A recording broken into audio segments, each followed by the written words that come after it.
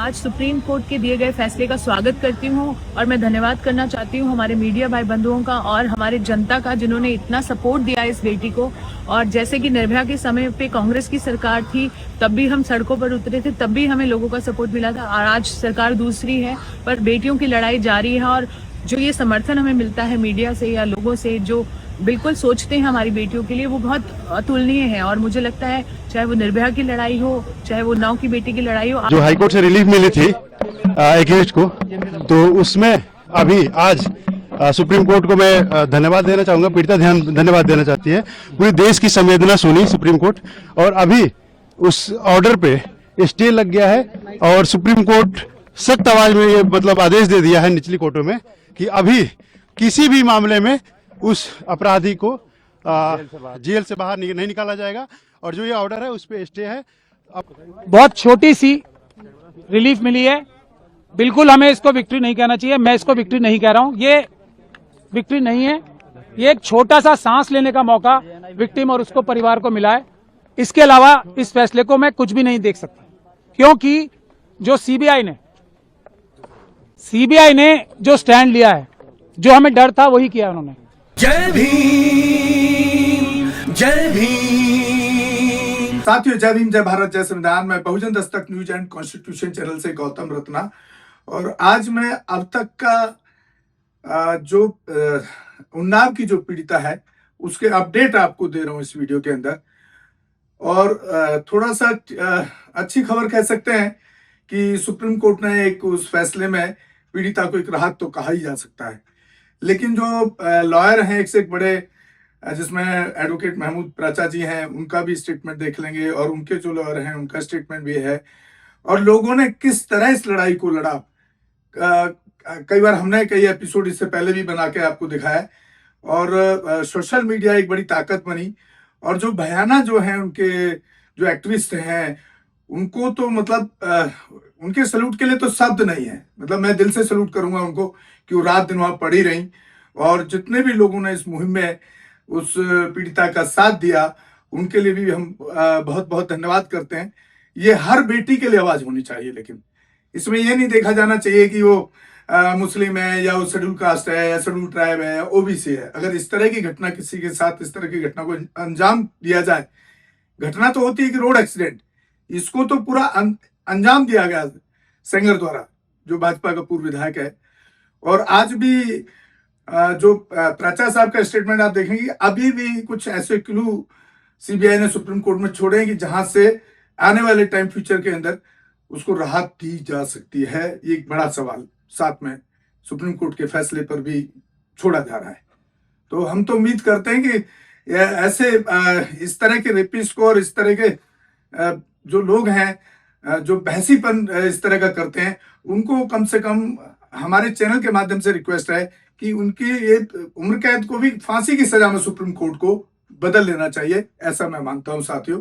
तब हम कह सकते हैं कि उस पीड़िता को न्याय मिलेगा, और उसके पुनर्वास के लिए, उसकी सुरक्षा के लिए वो भी इंतजाम सरकार को करना चाहिए। क्योंकि लेकिन यहाँ पर क्या है कि जो रेपिस्ट है, जो वो खुद उस सरकार का हिस्सा रहा है, विधायक रहा है, तो आप समझ ही सकते हैं। और अभी पीछे भाजपा के कई लीडर्स के, अंकिता भंडारी के, उसमें भी एक लीडर का नाम चल रहा है जो महासचिव है पार्टी के। तो ये पार्टी को तो आप देख ही रहे हैं कि किस तरह का नंगा नाच देश में चल रहा है। धर्म के नाम पे, धर्म की अफीम पिला करके आपको नचाया जा रहा है और आपको मजलूम बनाया जा रहा है, बेरोजगार बनाया जा रहा है। तो साथियों, मेरी आपसे यही रिक्वेस्ट है कि आप इसके खिलाफ खड़े होइए, चाहे आंदोलन का रूप लें या किसी भी हद तक जाना पड़े। यानी लोग तो एग्जाम्पल दे रहे हैं कि फूलन देवी तक के रास्ते को, कई और भी एक दो ऐसे मैसेज चल रहे हैं सोशल मीडिया पे, जिन लड़कियों के साथ हुआ है कि फूलन देवी बनने के लिए सरकार उन महिलाओं को, उन लड़कियों को, उन युवतियों को मजबूर कर रही है। तो देखिए, जो पूरे जो पीछे जितने भी अपडेट हैं सारे आप हमारे वीडियो में देख सकते हैं। बहुत लिमिटेड पॉइंट पे स्टैंड लिया है उन्होंने, और जो हमारे सबसे मजबूत ग्राउंड थे उनको रेज ही नहीं किया, जो जजमेंट में भी मौजूद हैं। और अगर सीबीआई के पास तो हमारी रिटर्न सबमिशन भी मौजूद थी ना, जो हमने हाईकोर्ट में फाइल की थी, ना उन्होंने हमसे कंसल्ट किया ताकि हम उनकी पिटीशन बेहतर बनाने की कोशिश करते, ना उन्होंने हमें पार्टी बनाया और कोशिश ये की कि हमें लास्ट मोमेंट तक उनकी जो एसएलपी फाइल है वो भी ना मिले। तब आज भी, लेकिन मैंने आपको पहले भी कहा है, इस बच्ची और इसके परिवार के खिलाफ इतने ज्यादा अत्याचार हुए हैं, इतने ज्यादा सबूत मौजूद हैं कि अगर इतनी सी भी बात की जाएगी ना तो कोई भी जज, कोई भी अदालत इस बच्ची के ही पक्ष में फैसला देगी। और इसीलिए इस जजमेंट को हम क्रिटिसाइज कर रहे थे कि ये जो दिल्ली हाईकोर्ट की जजमेंट थी वो इतनी महान दयालुता जो दिखाई थी इस कॉन्विक्ट को, कुलदीप सिंह सेंगर को, जिसको मैं बोलता हूं एप्स्टीन गैंग के मेंबर हैं, वो इंडियन एप्स्टीन गैंग के मेंबर हैं, उनके साथ बहुत बड़ा गैंग भी है। और आज आप लोगों ने अंदर भी देख लिया होगा कि हम लोगों की संख्या इतनी सी थी उन लोगों की संख्या के आगे, और हमें दोनों तरफ से मुकाबला करना पड़ रहा था, इस तरफ से भी और उस तरफ से भी। तो टेक्निकल ग्राउंड पे आज कोर्ट ने फिर भी हमें मेन मेरिट्स पे सुनने का मौका, सुनवाई करने का मौका नहीं दिया, क्योंकि हमने ये कहा था कि जो सीबीआई ने बोला है वो टिप ऑफ द आइसबर्ग है। हमारे पास अभी मेजर पोर्शन है जिसमें ये पब्लिक सर्वेंट की बात तो बहुत छोटी है ना, पब्लिक सर्वेंट के अलावा ये person in dominance in control है, क्योंकि इसी जजमेंट में लिखा हुआ है कि कुलदीप सिंह सेंगर साहब ने पंचायत होल्ड करके सबको बुलाया था अपने सामने और ये बोला था कि केस फाइल करो या ना करो ये मैं तय करूंगा। इस तरफ की बातें इसी जजमेंट में लिखी हुई। तो हमें ये भी बोलने का मौका नहीं मिला, हमें ये भी बोलने का मौका नहीं मिला कि जो दूसरा मेजर इशू है जिस वजह से ये सस्पेंशन दी गई थी, तो वो इसलिए दी गई थी कि सिर्फ 7 साल की मिनिमम सजा है। अब जब मिनिमम सजा इतनी है तो इसको छोड़ देना चाहिए। ये एक ग्राउंड था जो हम चैलेंज करेंगे भी, अभी क्रिटिसाइज भी करेंगे। तो मैक्सिमम पनिशमेंट देखी जाती है ना, ये कोर्ट, कोई भी हाई कोर्ट ये फैसला तभी दे सकती है जबकि वो डिटेल में फैसला दे कि इसमें मिनिमम पनिशमेंट से ज्यादा दी नहीं जा सकती। हम ये भी नहीं बता पाए, मैं भी आपको 3-4 पॉइंट ही बता रहा हूं।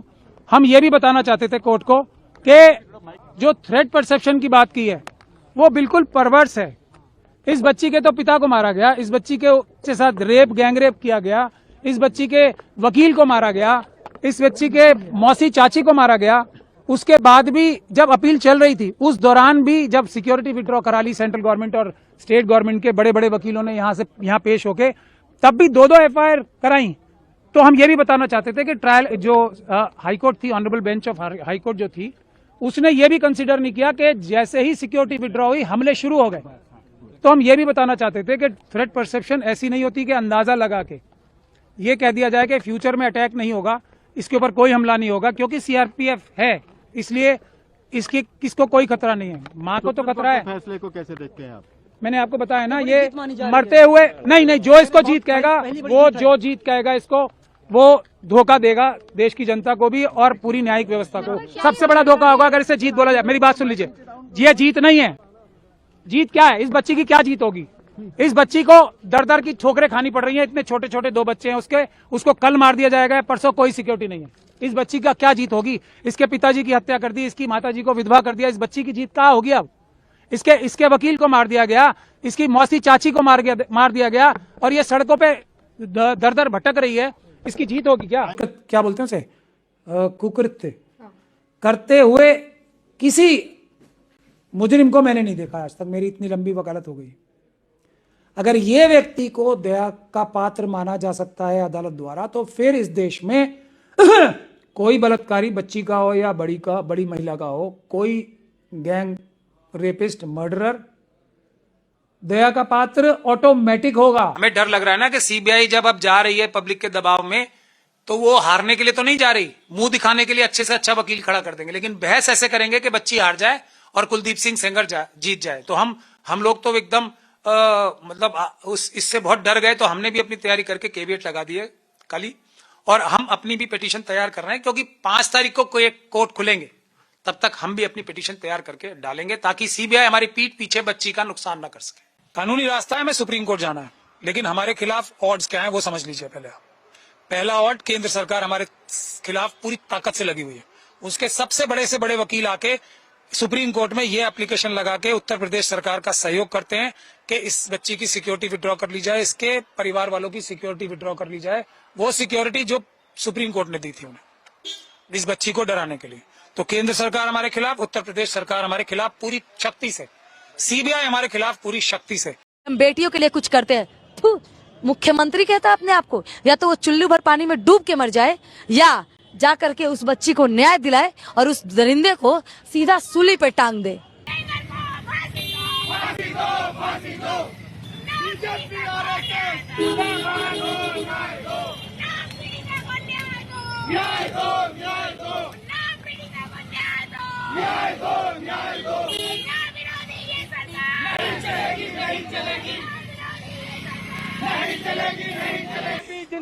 तुम मर जाओ साले, खुद पे साले, साले बीजेपी के ऐसे पैसे जाओ बीजेपी वाले। आप क्यों नारेबाजी लगा रहे हैं यहाँ पर, जब विक्टिम यहाँ पर है? यहाँ पर विक्टिम का नहीं पता था मेरे को। यहाँ पर क्यों आप इस तरीके से कर रहे हैं? देवेंद्र भारद्वाज क्या क्यों कहा आपने बीजेपी जिंदाबाद? दिल्ली पुलिस कह रही है परमिशन नहीं है, संविधान कहता है परमिशन है। हमारे पास प्रोटेस्ट करने का राइट है ना। महिलाओं के साथ जो इस तरह के यौन उत्पीड़न की घटनाएं जो लगातार बढ़ती चली जा रही है, उसका परमिशन किसने दिया है सरकार को? किसने सरकार को परमिशन दिया है कि वो बलात्कारियों को इस तरह से सड़कों पर पेरोल पे छोड़ दे? क्या और नहीं, कुलदीप सिंह सेंगर जैसी कोई पहली घटना थी क्या? राम रहीम को बार बार आप जेल से नहीं निकाल दे रहे? उसको कन्विक्ट किया है, हाई कोर्ट ने उसको कन्विक्ट किया है। ये गलत बात है। आप बहुत शर्म आनी चाहिए, बहुत शर्म। पॉलिटिक्साइज आप कर रहे हैं। 8 साल की सजा पूरी आप कर रहे हो। I support Kuldeep Singh Sengar. Shame on you. ये क्या बात होती है? ऐसे आप शर्म आनी चाहिए आपको। अच्छा, कुलदीप सिंह सेंगर ने 1 करोड़ की सुपारी दे रखी थी ब्रजभूषण शरण सिंह के उसके बात करके, कैसे भी कह के परिवार से बात करते हैं। परिवार जाता है, मिलता है कुलदीप सिंह सेंगर से।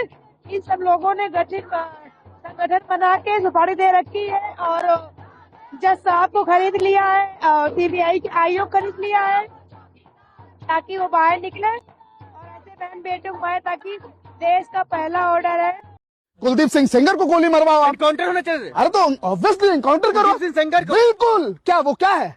भगवान है? वो रेपिस्ट है? आप सानू जी, ये भगवान नहीं, वो भगवान है, वो भगवान है, वो भगवान है, एनकाउंटर हो। वो भगवान है, वो एक रेपिस्ट है, वो एक अपराधी है। और साथियों, हमारे channel Bahujan Dastak news and constitution को ज्यादा से ज्यादा शेयर करें, सब्सक्राइब करें, ताकि हम इस तरह के लोगों की आवाज बनने की कोशिश करें। और आप लोगों का सहयोग उसमें बहुत जरूरी है। और हमारे Facebook and Twitter and Instagram page को भी फॉलो करें और हो सके तो चैनल को एक आर्थिक सहयोग भी करें, भले ही जितना भी हो पाए। इसी के साथ मैं आपसे विदा लेता हूँ। जय भीम, जय भारत, जय संविधान, नमो बुद्धाय। हमारे चैनल लाइक, शेयर, सब्सक्राइब देखना मत भूलिएगा। जय भीम, जय भारत, जय संविधान, नमो बुद्धाय। धन्यवाद। चैनल आर्थिक समस्या से गुजर रहा है। अगर आप बहुजन समाज में बाबा साहेब आम्बेडकर और तथागत बुद्ध की विचारधारा को अधिक से अधिक लोगों तक पहुंचाना चाहते हैं तो हमें आर्थिक सहयोग प्रदान करें, ताकि हम अपने चैनल के माध्यम से देश विदेश में समता, बंधुता, एकता और संवैधानिक अधिकारों को ज्यादा से ज्यादा लोगों तक पहुंचा सकें। आप अपनी सहायता राशि नीचे लिखे खाते में जमा करा सकते हैं। खाता धारक गौतम रत्ना, खाता संख्या 316957686551, IFSC कोड SBIN 0060336, बैंक भारतीय स्टेट बैंक। आप हमारे बैंक खाते का विवरण स्क्रीन पर भी देख सकते हैं। मैं गौतम रत्ना, गौतम फिल्म्स प्रोडक्शन में आपका स्वागत करता हूं। आप हमारे प्रोडक्शन हाउस के अंदर अपना कैरियर बना सकते हैं as a film director, as a producer and actor and actress and editor and cinematographer also. अगर आपको फिल्म से रिलेटेड कुछ भी प्रोजेक्ट आपको बनवाना है तो हमारे पास में पूरा सेटअप है, जिसमें फिल्म कैमरा है, शूटिंग लाइट्स है और एडिटिंग है। सारा A to Z एक ही जगह पर आपको हमारे यहाँ पर मिल जाएगा। तो दोस्तों, आप हमें कांटेक्ट कर सकते हैं हमारे नंबर्स पर 9810085714। जय भीम, जय भीम।